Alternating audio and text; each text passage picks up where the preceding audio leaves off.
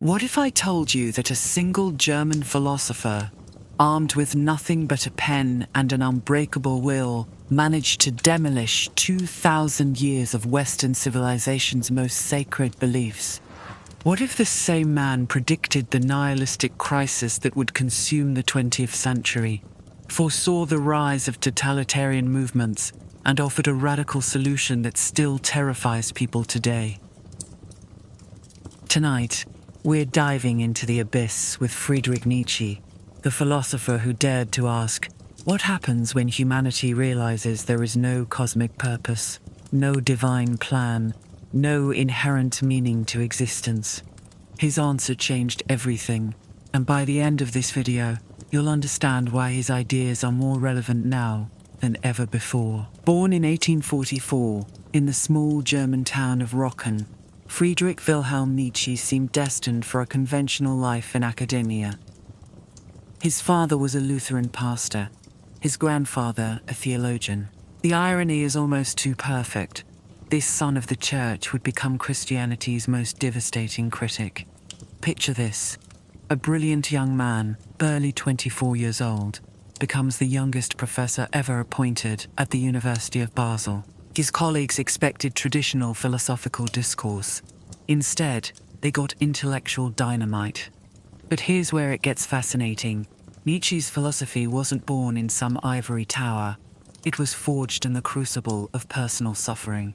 Chronic illness, crushing headaches, near blindness, and eventual mental collapse. This wasn't abstract theorizing. This was a man wrestling with the fundamental questions of existence, while his own existence hung by a thread. Nietzsche's first major work wasn't really about philosophy at all. It was about Greek tragedy. But hidden within this analysis lay the seeds of his revolutionary thinking. He identified two fundamental forces in human nature, the Apollonian and the Dionysian. Apollo represented order, reason, beautiful illusion, everything that makes life bearable. Dionysus embodied chaos, passion, the intoxicating truth of existence. Most philosophers before Nietzsche had chosen Apollo. They wanted neat, rational systems that explained everything. Nietzsche chose Dionysus. Here's the mind-blowing insight. What if our greatest art, our most profound truths, don't come from rational analysis, but from embracing life's fundamental chaos and tragedy?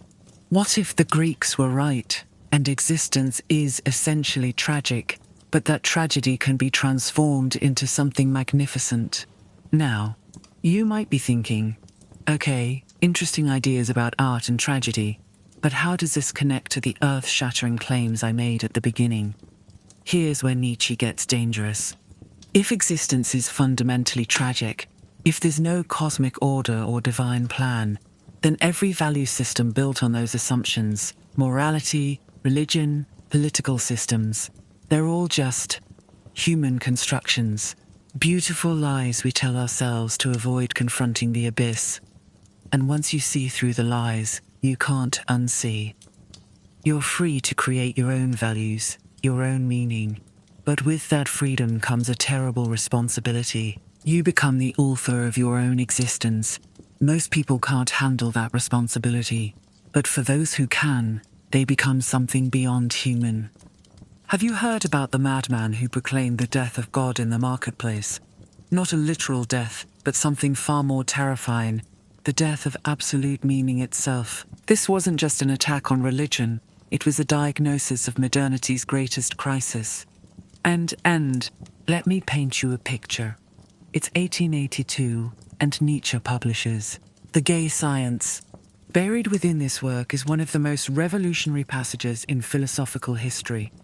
A madman runs into a marketplace, carrying a lantern in broad daylight, crying, "I seek God! I seek God!" The crowd mocks him. Has God gotten lost? Did he lose his way like a child? Is he hiding? The madman's response sends chills down the spine of Western civilization. God is dead. God remains dead, and we have killed him. How shall we comfort ourselves, the murderers of all murderers? But here's what most people miss. This isn't a celebration. It's a funeral announcement. The madman isn't atheist propaganda, he's a prophet of doom, warning humanity about the catastrophic implications of losing its transcendental anchor. Friedrich Nietzsche understood something that his contemporaries didn't. You can't just remove God from the equation and expect everything else to remain the same. For over a millennium, European civilization had been built on theistic foundations. Morality derived from divine command. Political authority claimed divine sanction. Art reached toward divine beauty. Science sought to understand divine creation. Remove God, and the entire structure becomes arbitrary. Think about it. If there's no divine lawgiver, why is murder wrong? These aren't just abstract philosophical questions, they're the questions that would drive the 20th century toward unprecedented nihilistic violence. Nihilism, the belief that existence is meaningless, that all values are baseless, that nothing really matters.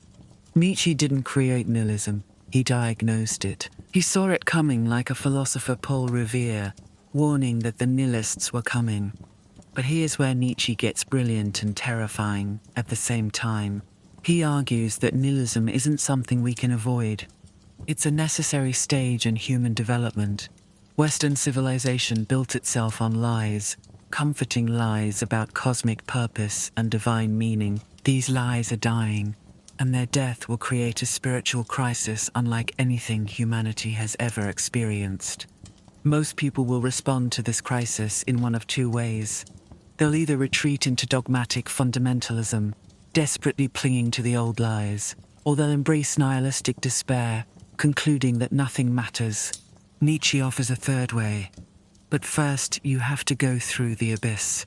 What if I told you that everything you think you know about human motivation is wrong?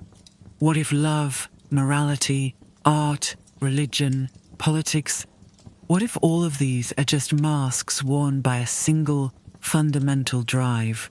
Nietzsche called it the will to power, and understanding this concept will revolutionize how you see yourself and everyone around you.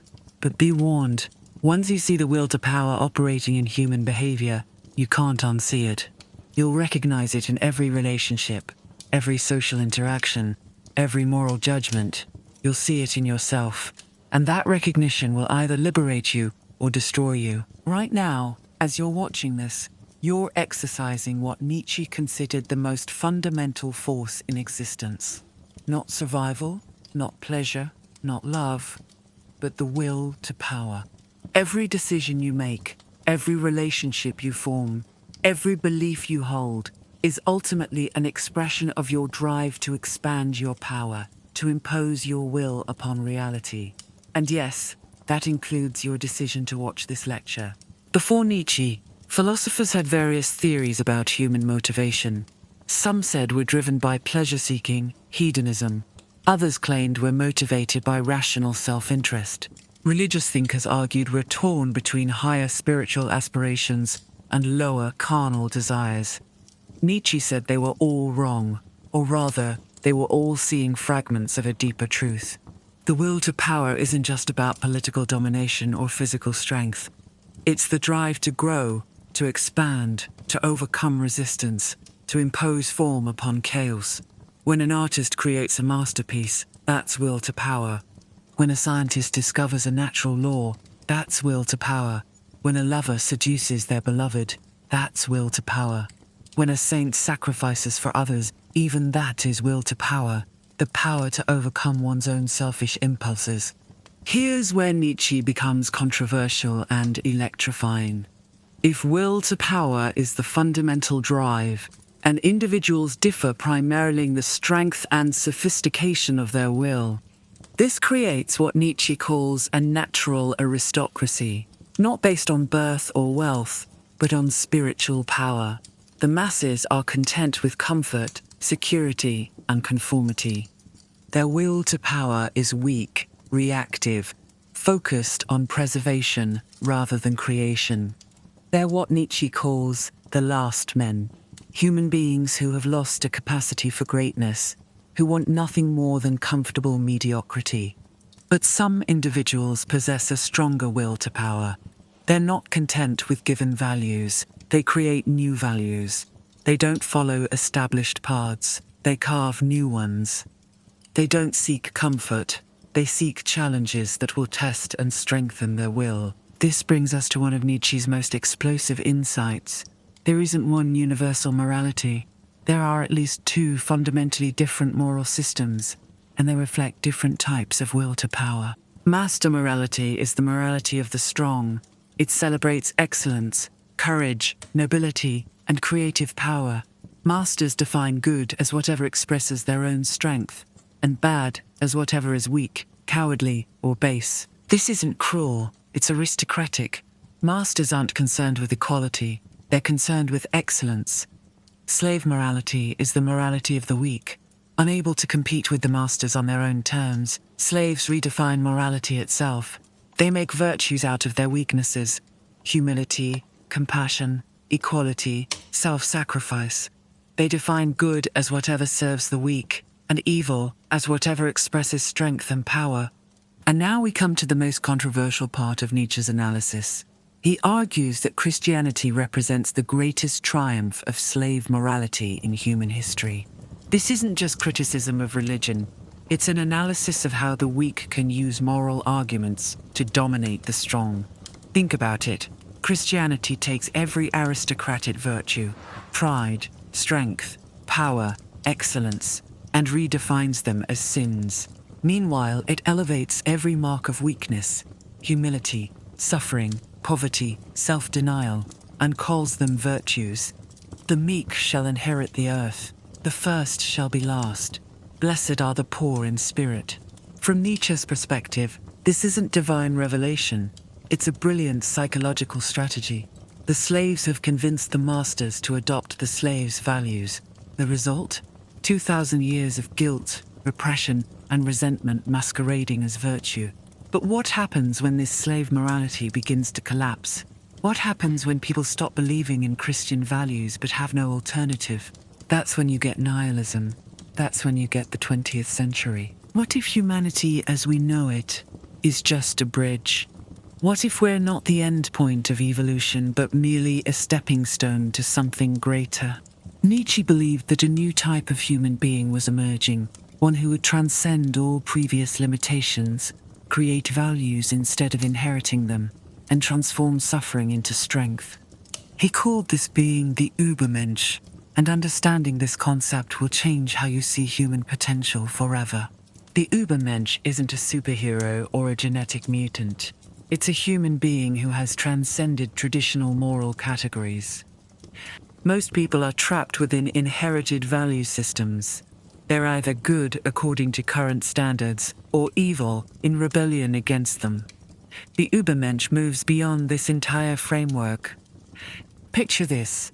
You're so psychologically powerful, so creative, so self-determining, that you don't need to rebel against traditional morality. You simply create your own values from scratch. You don't ask, is this good or evil? You ask, does this express my highest potential? Does this increase life, power, beauty, and creativity? This isn't moral relativism. The Übermensch doesn't believe that all values are equal. Rather, they take responsibility for determining which values deserve to exist. They become value creators rather than value inheritors. Knight describes the spiritual journey toward the Übermensch through the metaphor of three metamorphoses: the camel, the lion, and the child.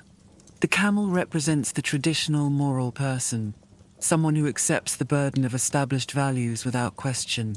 What is the heaviest burden I can bear? Asks the camel. They take pride in their ability to carry moral weight, to sacrifice for others, to fulfill their duties. But the camel must become a lion. The lion represents the rebellious phase, the necessary destruction of inherited values. The lion cannot create new values, but it can destroy old ones. It roars, "I will!" in defiance of everything that says, "Thou shalt!" Finally, the lion must become a child. The child represents innocence regained, the ability to create new values without the baggage of old resentments. The child plays, experiments, creates without guilt or fear. The child says, yes, to existence.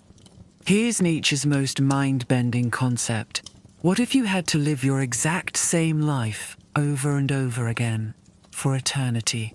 Every joy, every pain, every moment of boredom, every mistake, all of it repeated infinitely. Most people would be horrified by this prospect. Their lives are filled with regret, resentment, and wasted potential. The thought of eternal repetition would be torture. But the Übermensch would embrace eternal recurrence. They live so authentically, so powerfully, so creatively, that they would choose their life again and again. They don't just accept their fate, they love their fate. This isn't about being perfect. It's about living with such intensity and authenticity that you could affirm every aspect of your existence, including the suffering. And here we arrive at Nietzsche's ultimate challenge to humanity. If God is dead, if the universe has no inherent purpose, if existence is fundamentally tragic, then meaning becomes our responsibility. We must create it through our actions, our choices, our will to power. This is simultaneously the most liberating and the most terrifying message in philosophy. You are free to create your own values, your own purpose, your own meaning, but you are also responsible for the consequences. There's no cosmic safety net, no divine guarantee that you're choosing correctly. The Übermensch doesn't seek external validation for their values. They become their own validation. They don't ask, am I living according to God's plan? They ask, am I living according to my highest potential? This is what Nietzsche meant by becoming who you are, not discovering some pre-existing essence, but creating yourself through your choices and actions. You are both the artist and the artwork, the creator and the creation. Warning, what you're about to hear will challenge everything you think you know about Western civilization's most influential religion. Nietzsche didn't just critique Christianity, he declared total philosophical war against it. His book, The Antichrist, isn't atheist propaganda. It's a surgical dissection of how he believed Christianity poisoned Western culture for 2 millennia. Whether you're religious or not, understanding this critique will revolutionize your perspective on morality, power, and human nature. Knight's attack on Christianity goes far deeper than simple disbelief. He argues that Christian values have created a psychological sickness in Western humanity. Think about the core Christian message. You are born sinful. Your natural desires are corrupt. Your body is inferior to your soul. This world is a vale of tears. True life begins after death. From Nietzsche's perspective, this worldview systematically undermines human vitality. It teaches people to be ashamed of their strength, guilty about their success, suspicious of their instincts. It creates what he calls the sick animal, human beings who have turned against their own nature. Consider the psychological impact. If you believe your natural impulses are sinful, you'll develop a neurotic relationship with your own desires. If you believe this world is merely a testing ground for eternity, you'll never fully engage with life. If you believe suffering is holy, you'll unconsciously seek out suffering. Nietzsche doesn't just want to modify Christian morality, he wants to reverse it completely. Where Christianity says, "Blessed are the meek." Nietzsche celebrates the bold. Where Christianity preaches self-denial, Nietzsche advocates self-affirmation. Where Christianity promises reward in the afterlife, Nietzsche demands excellence in this life. But this isn't mere contrarianism. Nietzsche argues that Christian values systematically oppose life itself. They celebrate weakness over strength, sickness over health, otherworldliness over this worldliness. They create a morality that literally opposes the conditions that make life flourish. The revaluation of all values means asking a revolutionary question. Instead of, is this good according to traditional morality? We ask, does this promote life, power, growth, and creativity? Here's Nietzsche's most penetrating psychological insight. Christianity doesn't arise from love, but from resentment.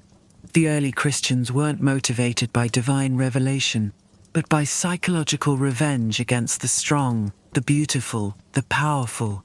Unable to compete with Roman aristocrats on their own terms, the Christians invented a moral system that made virtues out of their weaknesses. They couldn't be powerful, so they made humility holy. They couldn't be successful, so they made poverty blessed. They couldn't overcome their enemies, so they made forgiveness divine.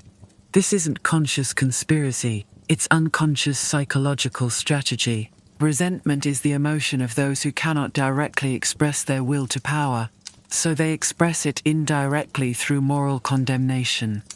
This brings us to one of Nietzsche's most revolutionary techniques, genealogical analysis. Instead of asking, "Is this moral system true?" he asks, "Where did this moral system come from? What psychological needs does it serve? What type of person would create these values?" When you apply genealogical analysis to Christian morality, disturbing patterns emerge. The values that appear most noble, humility, self-sacrifice, unconditional love, turn out to be sophisticated expressions of weakness and resentment. But here's the kicker. Once you see the psychological origins of moral systems, you can't unsee them. You realize that all moralities are human creations, serving particular psychological and social functions. There is no moral system inscribed in the fabric of reality. This doesn't lead to relativism, it leads to responsibility. If all moral systems are human creations, then we must take responsibility for creating moral systems that promote life, power, and human flourishing, rather than sickness, weakness, and resentment. What if the most important philosophical insights could only be expressed through poetry, metaphor, and myth? Nietzsche's greatest work isn't a traditional philosophical treatise, it's a prophetic poem that reads like a combination of scripture and madness. Thus Spoke Zarathustra contains Nietzsche's most radical ideas, wrapped in language so beautiful and dangerous that it influenced everyone from Nazi ideologists to 1960s counterculture. Tonight, we decode the secrets of this philosophical masterpiece. Zarathustra begins his philosophical mission by encountering a hermit who doesn't yet know that God is dead. This opening scene establishes the central drama of the entire work.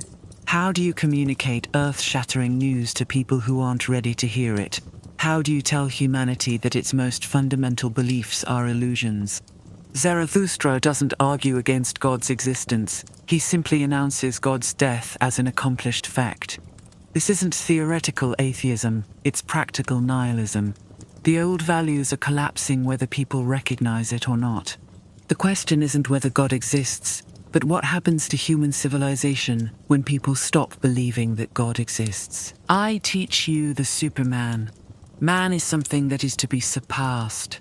What have you done to surpass man?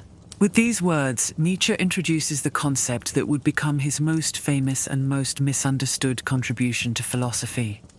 The Superman, Übermensch, isn't a biological mutation or a political dictator. It's a psychological and spiritual transformation. It's what human beings can become when they stop defining themselves in opposition to God and start creating their own values, their own purpose, their own meaning. Most people are trapped in reactive psychology. They define themselves by what they're not, what they oppose, what they reject. The Superman operates from creative psychology, defining themselves by what they create, what they affirm, what they bring into existence. In the middle of the work, Zarathustra encounters the most abysmal thought, the idea of eternal recurrence. What if this life, with all its joy and suffering, repeated itself exactly the same way for eternity? This isn't a scientific theory about cosmic cycles. It's an existential test. If you truly affirmed your life, if you lived with maximum intensity and authenticity, you would welcome eternal recurrence. You would say, yes, to every moment, including the painful ones, because they were part of your unique path to greatness. But if your life is filled with resentment, regret, and wasted potential, eternal recurrence becomes a nightmare. You're trapped in an endless cycle of mediocrity and suffering. Zarathustra describes the spiritual journey through 3 symbolic transformations, and understanding these stages will help you recognize where you are in your own psychological development.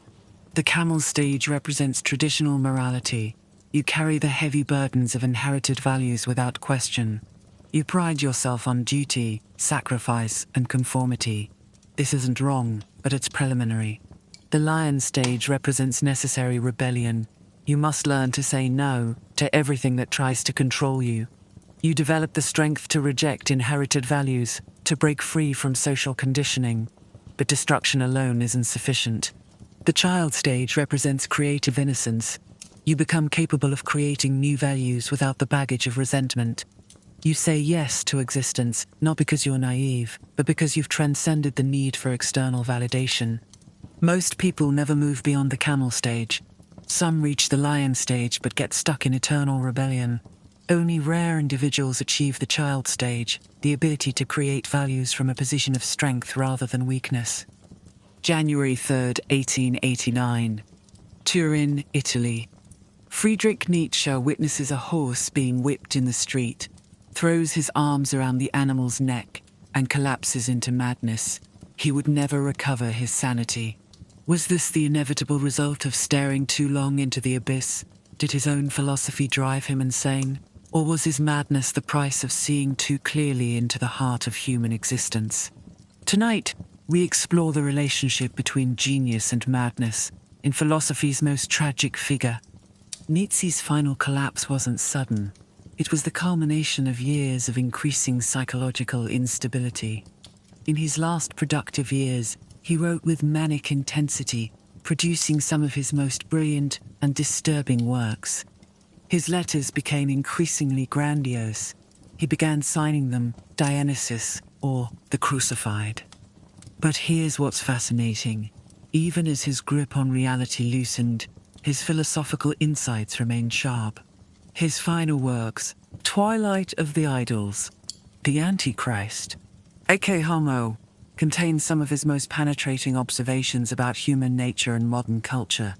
Was his madness the result of his philosophy, or was his philosophy a way of managing encroaching madness? Did thinking about the death of God, the will to power, and the eternal recurrence push him over the edge? Or did these insights arise from his unique psychological condition? Nietzsche frequently described himself as writing for readers who wouldn't be born for centuries. He believed his ideas were so revolutionary that his contemporaries couldn't understand them. This wasn't mere arrogance. It was the profound isolation of someone who saw the implications of God's death while everyone else was still attending church. Imagine being the only person in your civilization who recognizes that its fundamental beliefs are collapsing. Imagine seeing nihilism approaching like a tsunami while everyone else continues with business as usual. The psychological burden would be enormous. This isolation may have contributed to his breakdown, but it also fueled his creativity. His best insights came from his willingness to think thoughts that others couldn't or wouldn't think. Some scholars argue that Nietzsche's illness, possibly syphilis, possibly a brain tumor, possibly bipolar disorder, wasn't separate from his genius but integral to it. His chronic pain, his neurological symptoms, his psychological instability may have given him access to insights unavailable to normal consciousness. This raises disturbing questions. Is sanity compatible with ultimate truth? Do we need the comfort of illusions to function in society? Was Nietzsche's madness the price of philosophical honesty? Consider his own words. One must have chaos within oneself to give birth to a dancing star. Perhaps his psychological chaos was the source of his philosophical creativity. Nietzsche's breakdown raises the ultimate question about the relationship between philosophy and life. Should philosophers content themselves with abstract speculation, or should they risk everything, including their sanity, in pursuit of truth? Nietzsche chose to risk everything. He followed his insights to their logical conclusions regardless of the psychological cost. He refused the comfort of self-deception, the safety of conventional wisdom, the protection of social conformity. The result was a body of work that continues to challenge and disturb readers more than a century later.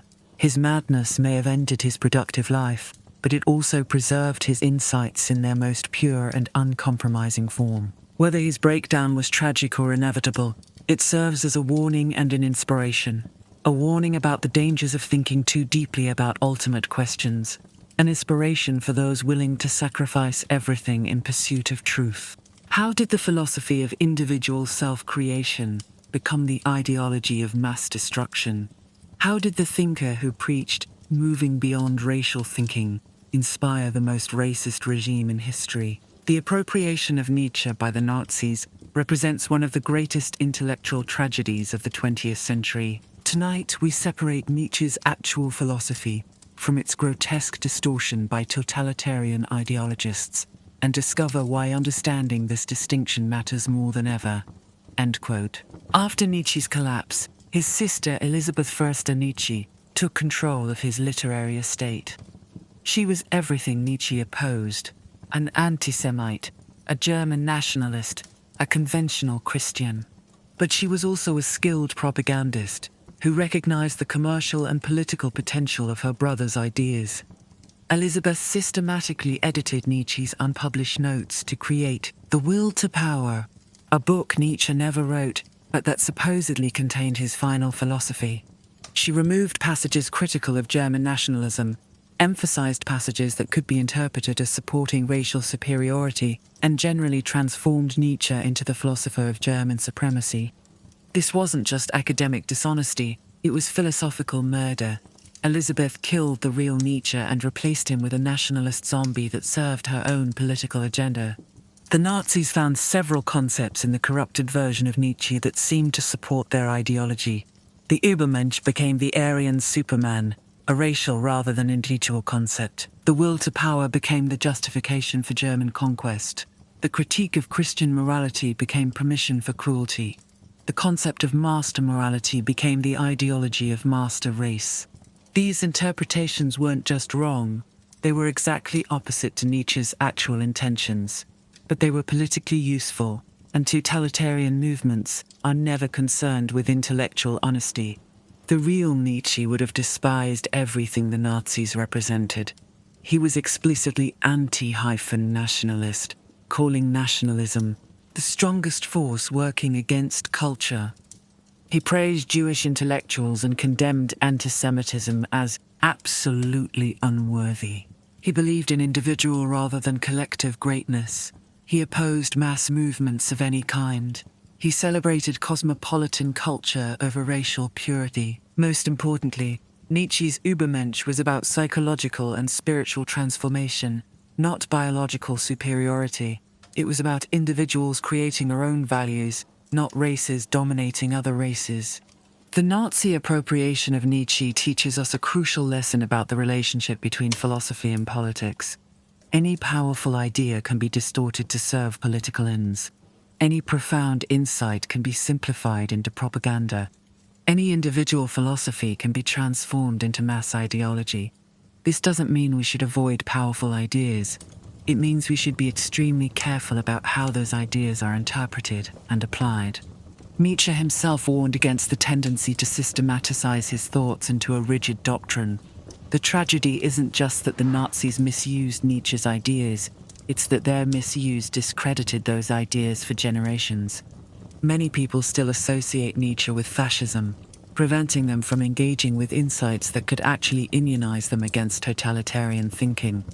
Understanding how the Nazis corrupted Nietzsche helps us understand how any philosophy can be weaponized by those who don't understand it. What if I told you that every major development in 20th century psychology, from Freud's unconscious to cognitive behavioral therapy, can be traced back to insights first articulated by Friedrich Nietzsche, decades before trained psychologists began studying the mind scientifically? This philosopher had already mapped the hidden territories of human consciousness. Tonight, we explore how Nietzsche anticipated and influenced virtually every major breakthrough in understanding the human psyche. Long before Freud made the unconscious famous, Nietzsche was exploring the hidden dimensions of human motivation. He argued that consciousness is just the tip of the iceberg, Most of our psychological life occurs beneath the threshold of awareness. But Nietzsche's unconscious was different from Freud's. Where Freud saw repressed sexual and aggressive drives, Nietzsche saw creative and destructive forces struggling for expression. Where Freud emphasized childhood trauma, Nietzsche emphasized the ongoing conflict between different aspects of the personality.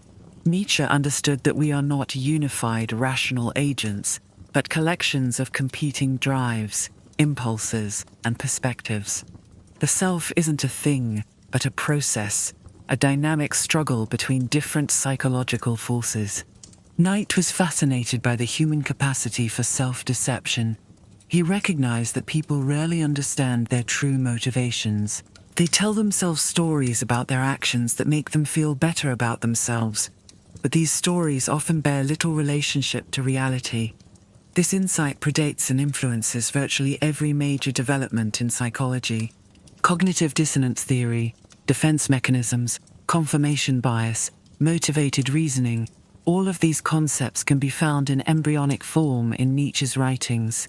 He understood that the mind isn't a neutral information process and device, but a meaning-making machine that distorts reality to protect the ego and maintain psychological coherence.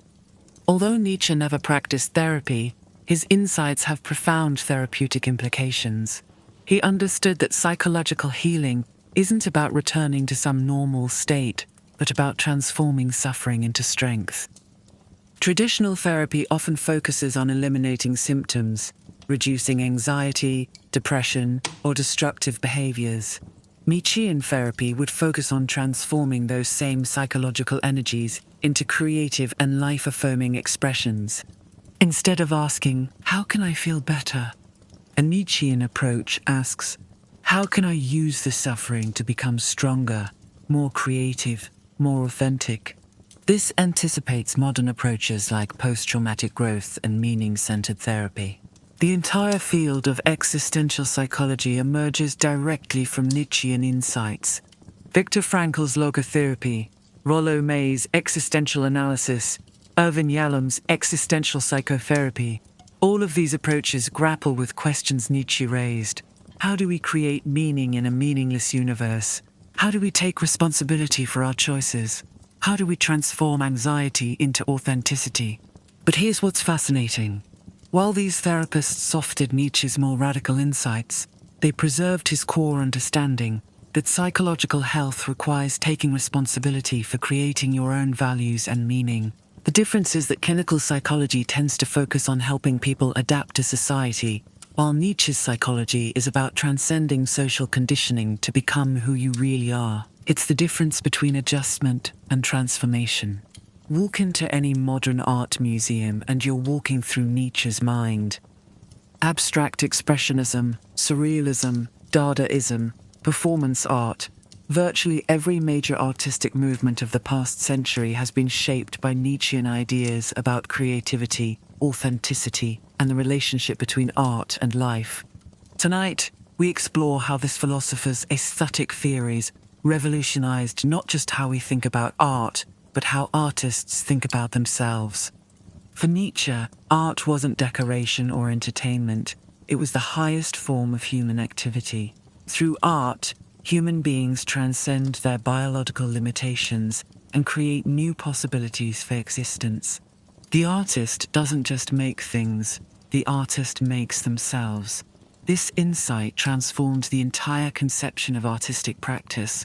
Instead of imitating nature or expressing emotions, artists began to see themselves as creators of new realities. They weren't discovering pre-existing beauty, they were inventing new forms of beauty. Consider how this influenced movements like abstract expressionism. Jackson Pollock wasn't trying to paint recognizable objects, he was trying to express pure creative force. His drip paintings are visual representations of the will to power in action. Nietzsche's aesthetic theory demolished the notion of objective beauty. There is no platonic form of beauty existing independently of human consciousness. Beauty is something we create through our perspective, our values, our will to power. This doesn't mean anything goes. It means that aesthetic judgments reflect the psychological and cultural conditions of those making the judgments. What we find beautiful reveals something about who we are and what we value. This insight liberated artists from the burden of conforming to classical standards of beauty. If beauty is a human creation, then artists are free to create new forms of beauty that express their unique perspective on existence. Nietzsche's distinction between Dionysian and Apollonian impulses revolutionized artistic theory. Apollonian art seeks order, harmony, beautiful illusion. Dionysian art embraces chaos, ecstasy, the terrible truth of existence. Most Western art had been predominantly Apollonian, seeking to create pleasing forms that made life bearable. Nietzsche argued for a new synthesis that would incorporate Dionysian elements, art that didn't just comfort but challenged, that didn't just please but transformed. This influenced everything from the violent imagery of German expressionism, to the deliberate dissonance of modern music, to the aggressive energy of punk rock. Artists began to see their role not as entertainers, but as challengers of complacency. Nietzsche believed that artists, not professional philosophers, were best equipped to address the fundamental questions of existence. While philosophers dealt in abstract concepts, artists worked with concrete images, sounds, and experiences that could communicate truths too complex for rational analysis. This led to the emergence of artist philosophers like Kandinsky, who wrote theoretical treatises explaining his abstract paintings, or John Cage, who composed musical pieces that challenged the very definition of music. Artists began to see themselves as engaged in philosophical inquiry through aesthetic means. The result was an explosion of experimental art that pushed boundaries, questioned assumptions, and forced audiences to confront uncomfortable truths about existence. Art became a form of philosophical practice, and philosophy became increasingly artistic in its expression. End quote. What would Nietzsche think of social media? How would his concept of the will to power apply to cryptocurrency? Can artificial intelligence develop its own values, or will it forever remain trapped in human programming? As we move deeper into the digital age, Nietzsche's insights become more relevant, not less. Tonight, we explore how 19th century philosophy illuminates 21st century challenges, and why the age of artificial intelligence desperately needs Nietzschean thinking. Every Instagram post, every Twitter argument, every YouTube video is an expression of the will to power. Social media has democratized the ability to create and broadcast values, but it has also revealed the shallow and reactive nature of most people's will to power. Most social media activity represents what Nietzsche would call slave morality, people defining themselves in opposition to others, seeking validation through likes and shares, conforming to algorithmic expectations. The platforms themselves are designed to exploit human psychology in ways that promote addiction rather than growth. But social media also offers unprecedented opportunities for authentic self-expression and value creation. Independent creators, artists, and thinkers can bypass traditional gatekeepers and communicate directly with audiences who share their values. The internet has accelerated the collapse of traditional meaning-making institutions. Religious authority, political legitimacy, cultural consensus, all of these are dissolving in the acid of digital information overload. This creates exactly the conditions Nietzsche predicted would lead to nihilism. When people can access infinite perspectives on any topic, when every truth claim can be immediately challenged, when traditional authorities lose their credibility, the result is often confusion, cynicism, and despair. But this same condition creates opportunities for authentic meaning creation. Individuals who develop strong internal compasses, who can create their own values without external validation, who can navigate information chaos without losing their center, these individuals are positioned to thrive in the digital age. The development of artificial intelligence raises profound Nietzschean questions. Can machines develop their own values, or are they forever limited to executing human programming? What happens when AI systems become more intelligent than their creators? Who takes responsibility for the values embedded in algorithmic decision-making? Current AI systems are essentially sophisticated implementations of human values and biases. They optimize for objectives defined by their programmers. But as these systems become more autonomous, questions about machine agency and responsibility become unavoidable. From a Nietzschean perspective, true artificial intelligence would need to develop its own will to power, its own drive to create values and meaning. Whether this is possible or desirable remains an open question. What would the Übermensch look like in the digital age? Someone who uses technology as a tool for self-creation rather than being used by technology. Someone who creates authentic content rather than consuming algorithmic manipulation. Someone who builds genuine communities rather than collecting hollow followers. The digital Übermensch doesn't reject technology, but masters it. They understand how digital systems work and use that understanding to amplify their creative power, rather than surrendering their agency to corporate platforms. They create their own media instead of passively consuming corporate media. They build their own communities instead of being isolated by algorithmic filter bubbles. They use artificial intelligence as a creative partner rather than a replacement for human thinking. Most importantly, they maintain their human authenticity while leveraging digital tools to transcend traditional limitations on human potential. End quote. We've spent hours exploring the most dangerous ideas in Western philosophy. Now comes the ultimate test. Can you apply these insights to your own life? Can you live with such intensity and authenticity that you would choose your existence again and again for eternity? This final hour isn't about understanding Nietzsche's philosophy. It's about embodying it. Welcome to the philosophy that changes everything. Becoming an Übermensch isn't about achieving some mystical state of enlightenment. It's about taking practical responsibility for creating your own values and meaning. This starts with honest self-examination. What do you actually value, as opposed to what you think you should value?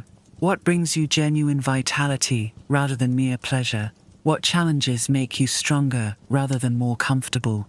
The practical Übermensch makes decisions based on their authentic values rather than external expectations. They choose careers that express their creative power rather than just providing security. They form relationships that challenge them to grow rather than simply offering comfort. They engage with ideas that expand their understanding rather than confirming their existing beliefs. Life will bring suffering, loss, failure, illness, death. The question isn't how to avoid suffering, but how to transform it into strength. Every setback becomes an opportunity to discover hidden reserves of resilience. Every failure becomes a lesson in what doesn't work. Every loss becomes a reminder of what truly matters. This isn't positive thinking or denial. It's the psychological alchemy that transforms base experiences into golden wisdom. It's the difference between being a victim of circumstances and being the hero of your own story. The person who masters this transformation develops what Nietzsche calls amor fati, love of fate. They don't just accept what happens to them, they find ways to love what happens to them, because it contributes to their unique path of development. Most people inherit their values from family, culture, and religion, without ever examining whether those values actually serve their flourishing. The Nietzschean individual takes responsibility for consciously choosing or creating their own values. This doesn't mean rejecting all traditional values. It means examining each value to determine whether it promotes life, growth, and authentic self-expression. Some traditional values will pass this test, others will be revealed as life-denying and need to be replaced. The process of value creation is ongoing. As you grow and change, your values may need to evolve. The key is maintaining conscious responsibility for this process, rather than allowing it to happen unconsciously through social conditioning. And so, we return to Nietzsche's ultimate test. If you had to live your exact same life over and over again for eternity, would you choose it?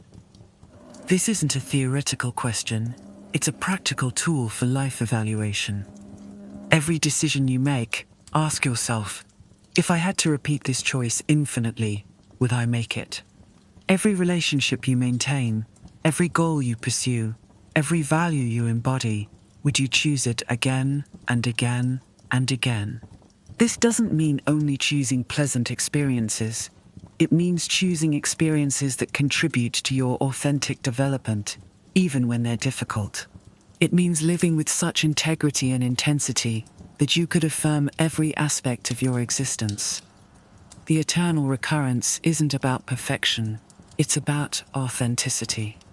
It's about living in such a way that you become the person you would choose to be if you could choose from all possible ways of being human. This is Nietzsche's final gift to humanity, not a system of beliefs to adopt, but a challenge to create yourself consciously and courageously. Not a promise of easy answers, but an invitation to embrace the magnificent difficulty of authentic existence. The question isn't whether you agree with Nietzsche's philosophy. The question is whether you have the courage to apply his insights to create a life worth living eternally. The question is whether you will become who you are or remain who others expect you to be. The choice is yours. The eternal recurrence is waiting. And Friedrich Nietzsche didn't just write philosophy. He wrote a prescription for psychological and spiritual transformation. His ideas don't just change how you think, they change who you are. Once you've truly grasped the implications of God's death, the will to power and eternal recurrence, you can never return to unconscious conformity. You've been warned. You've been challenged. We've been invited to become more than human. What you do with this invitation will determine not just what you think about Nietzsche's philosophy, but who you become as a human being. The abyss is staring back at you. The question is, do you have the courage to stare back?